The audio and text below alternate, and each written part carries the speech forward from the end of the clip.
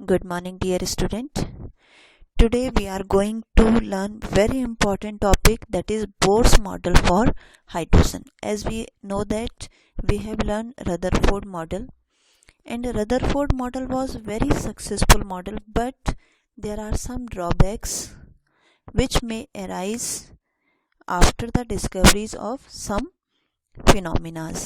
Otherwise Rutherford का जो model था वो बिल्कुल सक्सेसफुल था, बट कुछ डिस्कवरीज ऐसी हुई, मैक्सवेल की डिस्कवरी या फिर इलेक्ट्रोमैग्नेटिक रेडिएशन की डिस्कवरीज, तो उन सारी चीज़ों के डिस्कवर होने से जो रदरफोर्ड का मॉडल है वो एक्सेप्टेबल नहीं रहा। तो उन जो नई डिस्कवरीज हुई, जो प्लैंक का कॉन्सेप्ट आया, इलेक्ट्रोमैग्नेटिक रेडिएशन स्पेक्ट्रम वाला कॉन्सेप्ट आया, उन सारी चीज़ों को, उन सारे कॉन्सेप्ट को इंक्लूड करते हुए नील्स बोर जो हैं वो फर्स्ट साइंटिस्ट थे जिन्होंने एटॉमिक स्ट्रक्चर को मैथमेटिकली एक्सप्लेन किया। Quantitatively explain means mathematically explain किया। एक्चुअली नील्स बोर जो थे वो एक मैथमेटिशियन थे, वो केमिस्ट्री साइंटिस्ट नहीं थे, मैथमेटिकल साइंटिस्ट थे और रदरफोर्ड के ही स्टूडेंट थे। बट जब उन्होंने रदरफोर्ड ने इतना सब कुछ काम किया तो बोर्स मॉडल ने, नील्स बोर ने उन्हीं के एटॉमिक मॉडल में नए मॉडिफिकेशन किए, प्लैंक कॉन्सेप्ट को यूज़ किया और जितने ड्रॉबैक्स थे उनको हटाने की कोशिश करी और मॉडर्न क्वांटम मैकेनिक्स को यूज़ किया। ठीक है, he use Planck concept of quantization of energy, though the theory is not the modern quantum mechanics, it can still be used to rationalize many points in the atomic structure and spectra। तो जो Bohr model है वो actually quantum mechanics का part नहीं है। Quantum mechanics मैंने आपको बताया था कि प्लैंक कॉन्सेप्ट जो है वो बेसिकली स्टडी करता है इस बारे में कि जो रेडिएशन है वो डिसकंटिन्यूअस यानी कि क्वांटाइजेशन ऑफ एनर्जी के प्रोपोर्शन में है। बोर मॉडल ने प्लैंक कॉन्सेप्ट को यूज़ किया, लेकिन फिर भी क्लासिकल मैकेनिक्स को ही, क्योंकि रदरफोर्ड मॉडल को ही उसने इम्प्रूवमेंट किया था, इसलिए इसको हम बीच का पार्ट कह सकते हैं, that is a middle part of classic mechanics and quantum mechanics, ऐसा हम इसको कह सकते हैं। ठीक है, तो हम आगे बढ़ते हैं। Bohr's model for hydrogen atom.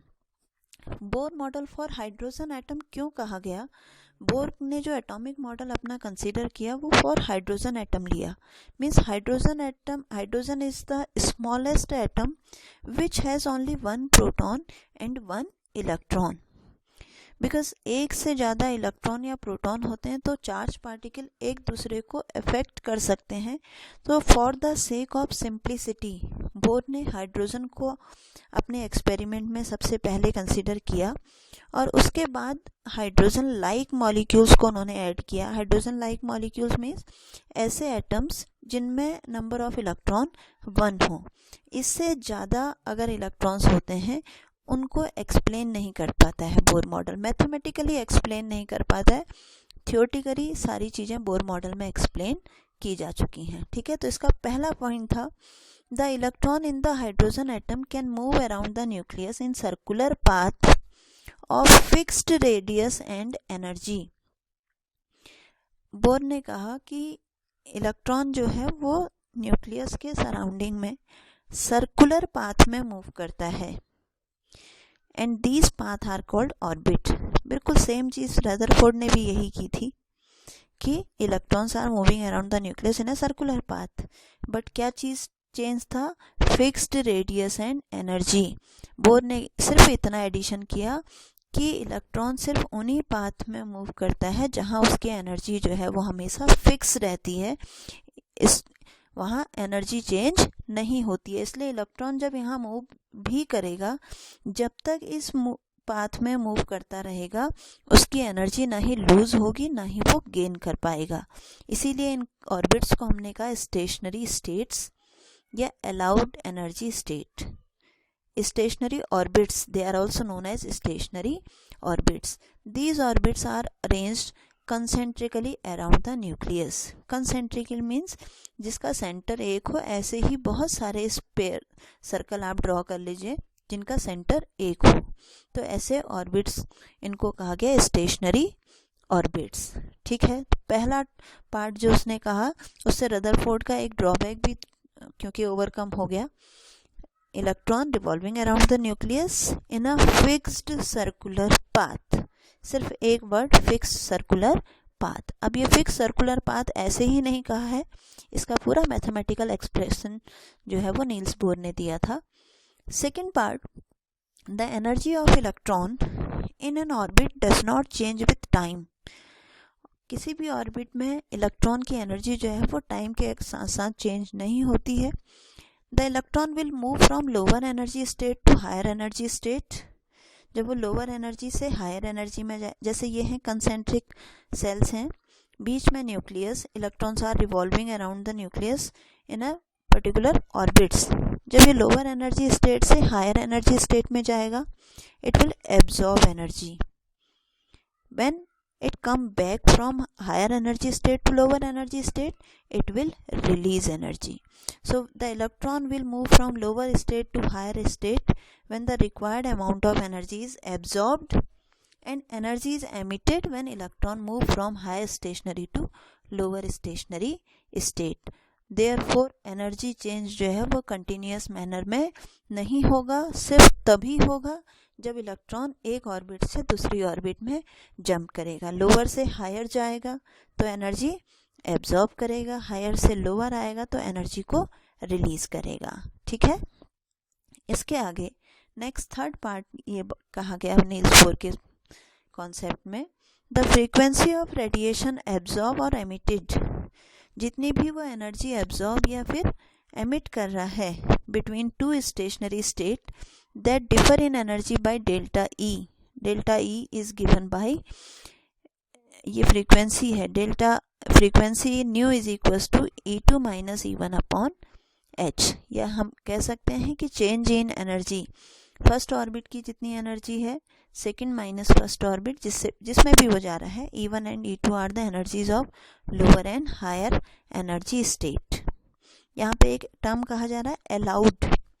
Allowed term में सारे एनर्जी स्टेट जो हैं अलाउड नहीं होते हैं, ये भी हम आगे पढ़ेंगे।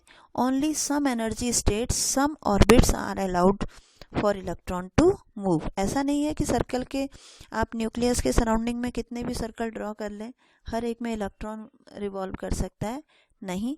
कुछ एक फिक्स्ड एनर्जी स्टेट्स होती हैं, ऐसे ऑर्बिट्स होते हैं जहाँ इलेक्ट्रॉन मूव कर सकता है। ठीक है, उन्हीं को कहा गया अलाउड एनर्जी स्टेट्स। ठीक, नेक्स्ट पॉइंट जो है ये वेरी इंपॉर्टेंट, क्योंकि ये पूरी मैथमेटिकल कैलकुलेशन है। The angular momentum of electron is quantized. किसी एंगुलर मोमेंटम मीन्स, आपने मोमेंटम पढ़ा है क्लास 10th में, momentum means mass into velocity.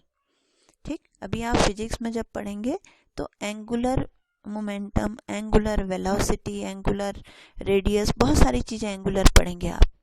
अभी थर्ड यूनिट में शायद सर्कुलर मोशन जहाँ आप पढ़ेंगे तब, तो कोई बात नहीं। मोमेंटम हमें पता है, मोमेंटम होता है मास इनटू वेलोसिटी। जब एंगुलर टर्म कोई भी आगे आ जाता है दैट मीन्स उसको हमें रेडियस से मल्टीप्लाई करना होता है। अगर मोमेंटम है mv, angular momentum mv into r। अगर वेलोसिटी है v तो angular velocity v into r। ठीक है, तो जब भी किसी टर्म के आगे एंगुलर लगेगा तो उसको रेडियस से हम मल्टीप्लाई कर देंगे। तो ये कहता है कि इलेक्ट्रॉन का जो एंगुलर मोमेंटम है वो क्वांटाइज्ड है। क्वांटाइज्ड मीन्स फिक्स है। जैसे मैंने आपको स्टेयर्स का एग्जांपल बताया था, उसी तरीके से एंगुलर मोमेंटम भी फिक्स्ड है।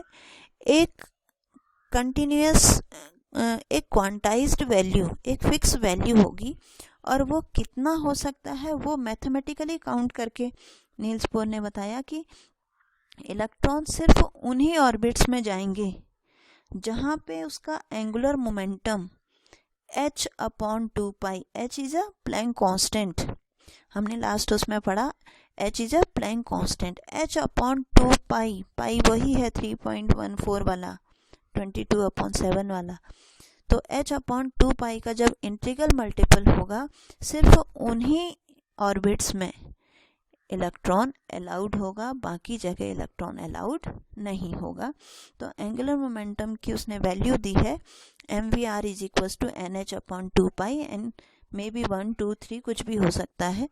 Thus the electron can move only those orbits for which its angular momentum is integral multiple of h upon 2 पाई। जहाँ h अपॉन 2 पाई का इंटीग्रल मल्टीपल होगा उन्हीं ऑर्बिट्स में इलेक्ट्रॉन जा पाएगा, बाकी में इलेक्ट्रॉन नहीं जा पाएगा। ठीक है, तो ये बोर मॉडल का 4th पॉइंट था।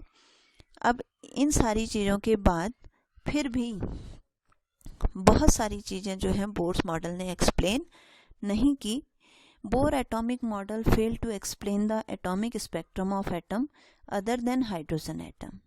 बोर मॉडल की लिमिटेशन है कि वो सिर्फ हाइड्रोजन एटम को ही एक्सप्लेन कर पाया। स्पेक्ट्रम की हम बात करेंगे आगे। हाइड्रोजन स्पेक्ट्रम बोर मॉडल ने एक्सप्लेन किया था, कैसे किया वो अभी बताएंगे। बट मैं जैसे आपको बता रही हूँ कि बोर मॉडल जो है वो सिर्फ मैथमेटिकली हाइड्रोजन एटम के लिए है। Bohr model could not give better explanation, for it could not explain when two spectral line are very close to each other। ये स्पेक्ट्रम जब हम पढ़ेंगे तो लिमिटेशन शायद तभी पढ़ें तो ज़्यादा अच्छा है। तो लिमिटेशन ऑफ बोर मॉडल हम पहले एटॉमिक स्पेक्ट्रम पढ़ेंगे, उसके बाद इसको स्टडी करेंगे। ठीक है, थैंक यू बच्चों। इसके नोट्स आप प्रिपेयर करेंगे और इसको कॉपी में नोट करेंगे।